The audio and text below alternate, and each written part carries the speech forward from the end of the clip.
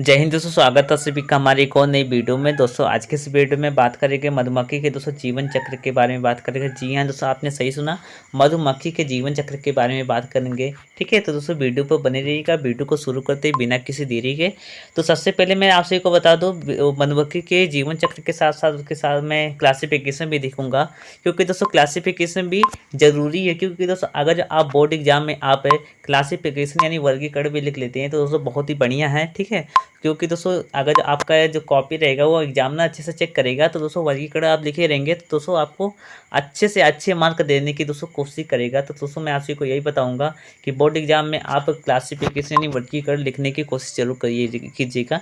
ठीक है, टाइम को देखते हुए तो दोस्तों वीडियो को बिना किसी देरी के शुरू करते हैं।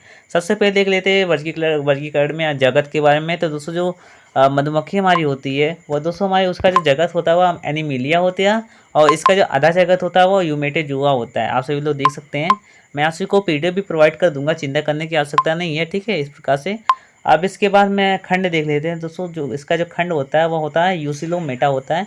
इंपॉर्टेंट जो रहेगा मैं वही बताऊंगा, आप लोग जगत याद कर लीजिएगा, आधा जगत, प्रवाह की कोई आवश्यकता नहीं है, खंड लिख लीजिएगा। संघ के बारे में देख लेते हैं। जो संघ होता है दोस्तों मोस्ट इंपॉर्टेंट है, इसका जो संघ है वो आर्थ्रोपोडा है। आर्थ्रोपोडा संघ भी एक विशेषता होती है कि उनमें जो श्रृंगिकाएं होती है वो एक जोड़ी पाई जाती है, यानी दो श्रृंगिकाएं पाई जाती है, जैसे मधुमक्खी हो गया। ठीक है, आदि में। ठीक है, और साथ ही साथ है आर्थ्रोपोडा संघ में जो शरीर होता है वह अधर वक्ष तथा उदर में प्रभावित मतलब कि विभाजित होता है। ये दो मुख्य मतलब कि विशेषताएं हो गई। ठीक है, मैं विशेषताओं के ऊपर भी वीडियो बना दूंगा, चिंता करने की आवश्यकता नहीं है। इसके बाद देख लेते उपसंघ की बात किया जाए तो मैंडुबुलेटा होता है। और मैं बात करूँ वर्ग की तो दोस्तों जो वर्ग होता है वह इंसेक्टा यानी कि कीट होता है। जो दोस्तों मधुमक्खियाँ होती है वह दोस्तों इंसेक्टा कीट में आती है। ठीक है, इंसेक्टा में आती है। और इसका जो वंश होता है वह एपिस होता है और जाति होता है इंडिका। अब यही दोनों को मिलाकर दोस्तों हमारा जियोलॉजिकल नेम हमारा हो जाता है एपिस इंडिका। ठीक है, इस प्रकार से तो मधुमक्खी का वैज्ञानिक नाम क्या होता है, एपिस इंडिका हो जाता है। इस प्रकार से हम सबसे पहले देख लेते हैं मधुमक्खी की कौन कौन सी जातियाँ पाई जाती है। तो जातियाँ दोस्तों 4 प्रकार की जातियाँ पाई जाती है। जो भारत में पाई जाती है वो कौन सी जातियाँ होती है, वह दोस्तों कौन सी जातियाँ होती है मैं आप सभी को बता दूं, वो हमारी एपिस इंडिका होती है। छोटी मधुमक्खी जिसे सामान्यतः व्यापारिक रूप से पाला जाता है। ठीक है, इस प्रकार से। और सबसे बड़ी मधुमक्खी कौन सी होती है, एपिस डासिटा होती है। आप लोग याद कर लीजिएगा मधुमक्खी के कोष्ठ के प्रकार कितने प्रकार से। सबसे पहले देखिए 2 प्रकार के होते हैं, पहले संग्राहक और दूसरा जनन कोष्ठ होते हैं। तो जनन कोष्ठ में श्रमिक कोष्ठ होता है, नर मत्स्य कोष्ठ होता है, शाही कोष्ठ होता है। शाही जो होता है दोस्तों वह नर के उदर भाग में स्थित होता है, शाही कोष्ठ। ठीक है, इस प्रकार से। इसके बाद देख लेते हैं, इस प्रकार से आप लोग फिगर बना लीजिएगा, आप लोग स्क्रीनशॉट ले सकते हैं। इस प्रकार से आप ले लीजिए सबसे पहले। ठीक है, हो गया। तो इसके बाद आगे चलते हैं हम। आप देख सकते हैं आप सभी लोग, मैं आप सभी को बता दूं, इसका जो हो गया पंख हो गया। ठीक है, अब पंख कितने हैं, वो 2 जोड़ी होते हैं। ठीक है, पंख होते हैं। वक्ष हो गया हमारा, आप देख सकते हैं आप सभी को मैं अभी बताया हूँ। जो शरीर होता है वह सिर और वक्ष आप सभी लोग देख सकते हैं, वक्ष इधर है और उधर 3 भागों में विभाजित होता है। तो आप सभी लोग देख सकते हैं इसमें श्रृंगिकाएँ 1 जोड़ी पाई जाती है। ठीक है, 1 जोड़ी यानी 2 श्रृंगिकाएँ पाई जाती है, आप सभी लोग देख सकते हैं। इसके बाद मुखांग होते हैं। ठीक है, चूसर ग्रंथि होती है, संयुक्त नेत्र 1 जोड़ी संयुक्त नेत्र पाया जाता है। यह आर्थ्रोपोडा संघ की विशेषताएं होती है। इसके बाद मधुमक्खी का पास होती है, आप लोग देख सकते हैं, यह दृश्य। ठीक है, आप लोग इसका स्क्रीनशॉट ले सकते हैं, देख सकते हैं। ठीक है, हो गया। आगे चलते हैं। आप सभी लोग देख सकते हैं इसका जो मधुमक्खी की जो टांगें होती है 3 प्रकार की, पहला, मध्य और पश्च टांगे। इस प्रकार से अगला चलते हैं। अगला श्रमिकों के कार्य क्या क्या होते हैं, श्रमिक के कार्य क्या होते हैं। छत्ते के अंदर कुछ श्रमिक रानी की सेवा लगे रहते हैं तथा कुछ श्रमिक शिशुओं के पालन पोषण में लगे रहते हैं, और कुछ कारीगर मोम उत्पन्न करके छत्ते बनाने में कार्य करते हैं। ठीक है, और कुछ साफ सफाई मरम्मत का कार्य करते हैं। इस प्रकार से हो गया। अगला चलते हैं, जीवन चक्र के बारे में बात कर लेते हैं। तो जीवन चक्र के बारे में देख लीजिएगा। सबसे पहले जीवन चक्र में मैथुन उड़ान क्या होती है। जब गर्मी का मौसम प्रारंभ होता है तो किसी दिन सवेरे के समय कुंवारी रानी, ठीक है, छत्ते के बाहर निकलकर मंडराते लगती है, और नर इसका पीछा करने लगते हैं। काफ़ी ऊंचाई तक उड़ती हैं, जबकि अनेक नर इस उड़ान में पीछे रह जाते हैं। ठीक है, इस प्रकार से आप सब लोग देख सकते हैं।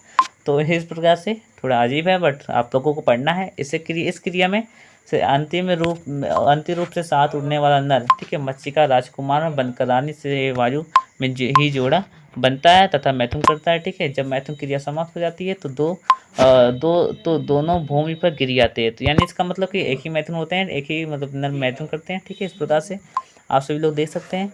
इसके बाद अथवा यदि स्वयं नहीं मरता तो मार डाला जाता है, ठीक है। यानी कि जो श्रमिक होते हैं, ठीक है, उसके बाद में वो उसे जो नर मधुमक्खी होती है उसे मार देते हैं, और जो स्वयं जो रानी मधुमक्खी बची है, ठीक है, वो अकेले दोस्तों क्या होती है, वो छत्ती पर बैठकर, ठीक है, वो निषेची अंडों का मतलब पालन पोषण करने लगती है, निषेची अंडे देती है। इस प्रकार से आप सभी लोग अपने जीवन में एक ही बार मैथुन करती है, किंतु अमेरिकी अन्वेषणों में देखा गया है कि कुछ रानी 2 बार भी मैथुन करती है, ठीक है। इस प्रकार से अब इसके बाद निषेची के बारे में देख लेते हैं। फर्टिलाइजर, मैथुन उड़ान के समय नर तथा मादा, ठीक है, शुक्रवार में डाल दिए जाते हैं।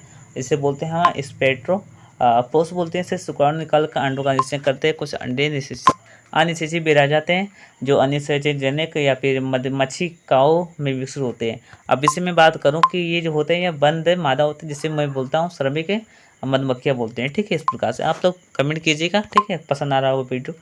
इसके बाद अंडरोपण की बात की जाए तो रानी मैथुन क्रिया के 3 से 4 दिनों के बाद अंडे देने लगती है। वह छत्तों के प्रत्येक श्रमिक कोष तथा शाही कोष में एक बार निषेची अंडा और एक नर कोष्ठ में एक अनिषेची अंडा छोड़ती है। इसके बाद 3 से 4 दिनों बाद इन अंडों से सूक्ष्म डिंबक, जिसे बोलते हैं लार्वा बोलते हैं, निकलते हैं। अनिषेची अंडों से नर तथा अनिषेची अंडों से रानियां और श्रमिक बनते हैं। इस प्रकार से आप लोग, ठीक है, देख सकते हैं डिंबक क्या होता है। अब डिंबक के बारे में से जब डिंबक बनता है, ठीक है, तो उनका पालन पोषण श्रमिक करते हैं। और शाही कोष्ठों में विकसित होने वाले डिंबकों को विशेष शाही मधु यानी रॉयल जेली का श्रावण किसमें होता है। दोस्तों आप लोगों को एग्जाम में बहुत ही बार पूछा गया है, जो शाही मधु होता है यानी रॉयल जेली का जो श्रावण होता है वह मधुमक्खी में होता है। कॉम्पिटिटिव एग्जाम में भी पूछा गया है, जिसके कारण वे अधिक विकसित और सुंदर रानियाँ बन जाती हैं। शाही मधु में वह शक्ति होती है कि उसे श्रमिक बनने वाले डिंबक को खिलाया जाए तो वह रानी बन जाए, ठीक है। इस प्रकार से आप लोग पढ़ लीजिएगा, मैं आप सभी को मैं दे दूंगा। इस प्रकार से आप लोग फिगर बना लीजिएगा, मैं फिगर का स्क्रीनशॉट लेने दे रहा हूँ सभी को, आप ले लीजिएगा, ठीक है। इस प्रकार से हो गया। आगे चलते हैं। लगभग 9 दिनों बाद कोष्ठों के मुख मोम से ढके जाते हैं, ठीक है। इसके भीतर ही प्यूपा बनकर उनका कायांतरण होता है।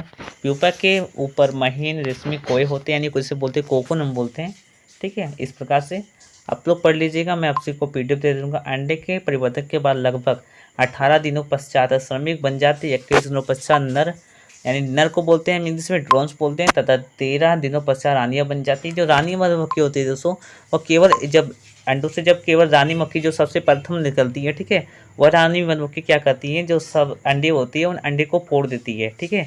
जो निषेची अंडे होते हैं उन्हें फोड़ देती है, जिससे जो रानी मधुमक्खी होती है क्या होती है, वो अकेले माने अपने छत्ते में निर्वाह करती है और अपने अकेले ही दोस्तों स्पष्ट से समाज का निर्माण करती है।